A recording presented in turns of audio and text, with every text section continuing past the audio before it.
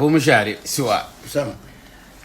بزويبن ايه يقول ايه تخالفوا عند الطفوح مطلطوح.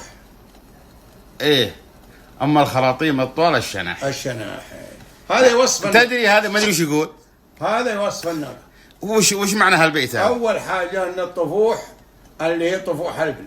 ايه زين تلبن. ايه اللي تخاصمون عندها العقده من اول والشيخان. ايه شفت الطلطوح اللي هو جنايب الناقه.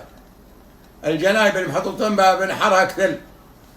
هذا الطلطوح. كذا. نعم. اما الخراطيم الطوال الشناحي. اما الخراطيم الطول الشناحي مثلها الحين بعد مزاين ذي لما هم قالوا الناقه اللي ما ادري شلونها من لونها الزينه. اها. اي نعم. احنا طلطوح هذه اول مره تمر علي. طلطوح اللي بالجنايب يحطون بنحرها. امم. فيها كثل. ايه. هذا قال له طلطوح. عندنا الناس هذا من اللغه يحطون يقولوا له طلطوح. واحد يقول له كثل، واحد يقول له دبدوب، ويلا كل يرد عليه ما يبي. جزاك الله خير على هالمعلومه. نعم. هم عقدني هالبيت. لا عقدك هذا هو كله صاد. انا اي سؤال بدوي هذا انا بجيبه لك. لا خلاص جيب لي اي سؤال بدوي احول عليه.